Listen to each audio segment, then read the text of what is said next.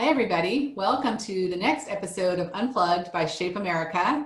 I'm your host, Stephanie Morris, and today I'm joined by Scott Todnem, who is our 2019 National Health Education Teacher of the Year, and Scott teaches at Scullin Middle School in Naperville, Illinois. Scott, thank you so much for being here. Hello, thank you. Thanks for having me, Stephanie. Hello, everybody. So, first of all, first and most important, how are you right now? And are you teaching, and what does that even look like? I am well. All my immediate family, thankfully, is safe and healthy for the time being. And I am currently teaching. We've been on e-learning since, I think, most of the nation here in Illinois. We are through the end of the school year, I think, like most states. And so, yeah, I guess this is week 6. I have this week and then 2 more weeks of the school year. So yeah, I'm definitely looking forward to this quarter ending, but I am a little fearful of what that's going to look like next school year. So I'm kind of mentally preparing to do some of this stuff again in the fall, and maybe we all are, you know. Yeah, I don't think you're alone. I'm hearing that a lot. And I think many members of our community are thinking along those same lines. Yeah. So that's a great segue. I will share with our audience, I've had the privilege of seeing Scott present a number of times. And every time I'm absolutely floored by the content he delivers and the way that he is able to engage those in his session. And he talks about how he engages his students and really brings to them certain conversations that are certainly complex, but so incredibly important to have. And he always emphasizes that there's this real trust that needs to be built between the teacher and the student to have these conversations successfully. So Scott, I'm curious, have you been thinking about ways that you can continue building that trust with your students? And any tips for other health education teachers out there right now? Well, first, thank you for the very kind words. I do enjoy presenting, and I think that we are missing out on some of those state and national level conferences, because I certainly find myself gaining as much as giving, more than giving in those. So I would really look forward to getting back and working on that social connection with all the rest of the teachers. But I do see that we're sharing some things out on social media. There's obviously a really great cohort of health teachers, as well as teachers worldwide, on Twitter and on some other platforms. And as far as building trust, that's a difficult question, because I think that differs for every single teacher. Just like in the actual classroom, you know, the class setup and some of the delivery and the lessons and activities, that's all going to obviously change to benefit the individual teacher's strengths. And so I can't really say there's a trick. There's never a one answer. There's never one thing that works for every single teacher. What I have found to be true is the same as in person, which means just a real great transparency with students in the initial setup, in anything online with e-learning. Like, for instance, hey, we're going to try this out. Here's some of the ground rules we would typically have in person.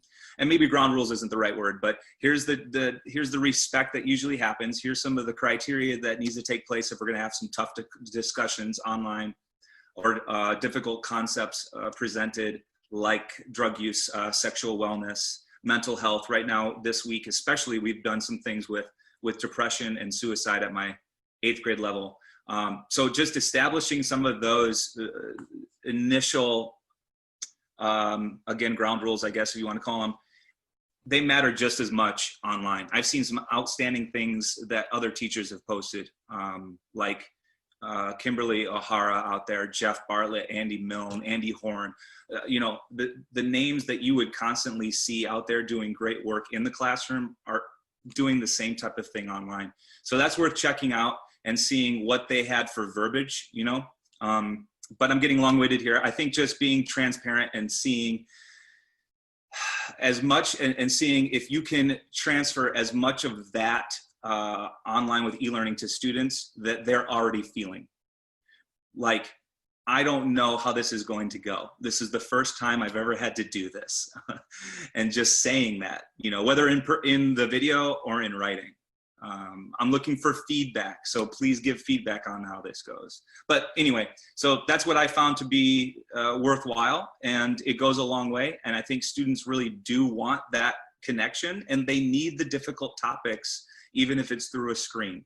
So to shy away from it and say, nah, you know what, we're not going to do any human growth, reproduction, sexuality, drug use, suicide prevention, it's absolutely the wrong decision. Students are absolutely, maybe even more than before, needing those lessons to take place.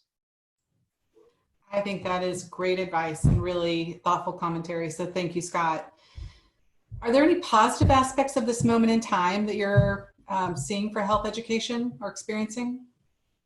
Yeah, it is tough to see a positive out of all this because I really don't like teaching through the screen. I do miss the social connection. I think we're missing something, looking and seeing people's body language. We know that's huge for social development. You know, I deal with preteens and teenagers, and so it can't just be that you give something to read and then they've learned it. They're not college students. Reading is not learning. But that being said, it helps me re-examine what's truly important in the quarter of curriculum that I have. I teach a 9-week class at 6th, 7th, and 8th grade levels, and it has me really thinking and rethinking what is necessary, needed, valuable, what life skills, how to deliver some of those life skills combined with content. So just that reassessment piece is finding out what's truly the most important part of your teaching. That's the positive of e-learning to me. The positive of a quarantine during this pandemic, just in general, is to have that same thing happen in your personal life.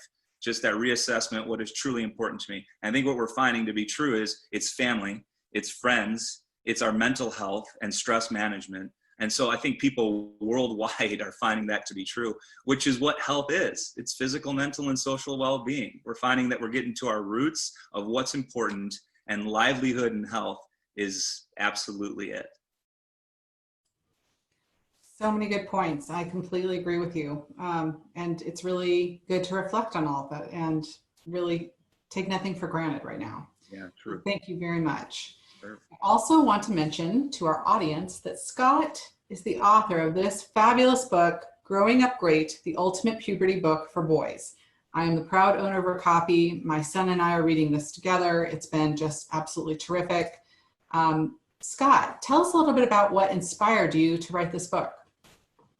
Well, thank you for bringing that up. That came out last summer, 2019, and I was fortunate enough to have some writing published in journals, and I've been blogging for years. And so some of that was passed on to this publishing company who had amazing success with a puberty book for young girls. And so they realized they needed something. There's a lot out, well, there's some out there for the growing and maturing female, but there wasn't a whole lot for growing boys. And so they wanted to make sure they did another book for boys, which is where I came in. So again, I was very fortunate to have that take place. And I can't wait for some of those growing libraries to expand to non-binary gender individuals. So I think that both of the books that were put out, for this one in particular, Growing Up Great was the one that I wrote, are very inclusive in their language. I think that they're progressive in that stance, but I am waiting for one that comes and covers a lot of different things that a non-conforming individual growing up could benefit from. But that being said, it's been it was kind of a whirlwind. I needed to write it in about 6 weeks last year, and I had all these deadlines, as I've mentioned, in plenty of different places, which helped me. But I think that the motivation was to put something out there for young people to benefit from. So I just thought, what would I have wanted growing up? What questions did I have? And I tried to put that into writing. So I'm very fortunate to have another version coming out, another book coming out this summer. That's going to be for a slightly younger reader. Again, this is going to be geared towards boys and about 7 to 8. Growing Up Great is kind of like 9, 10 to 12, 14, in terms of ages. And so I've got another style of book coming out this summer and we're just in the editing process too. But so That's again, another exciting. long-winded response, but that's kind of the background of that book that you're holding there. That's exciting. Well, congratulations on that. We look forward to seeing that book when it comes out. And I could not agree with you more about a desire for more non-traditional books on this subject in the future. So maybe that's a future project for you as well. Yeah, or some people that best fit that That's true culture too. and that, you know, Yes. so I want it to come Maybe this from a great, conversation will spark some ideas in members yeah, of our community. I would love to see that exactly. happen. Absolutely. Well, Scott, thank you very much for being on our show today. Please stay in touch with us. I think there was some great advice shared about being connected to this community right now and drawing from each other and supporting each other. So look forward to more of that in the future. And thank you again for being a guest. Thank you so much. I appreciate it.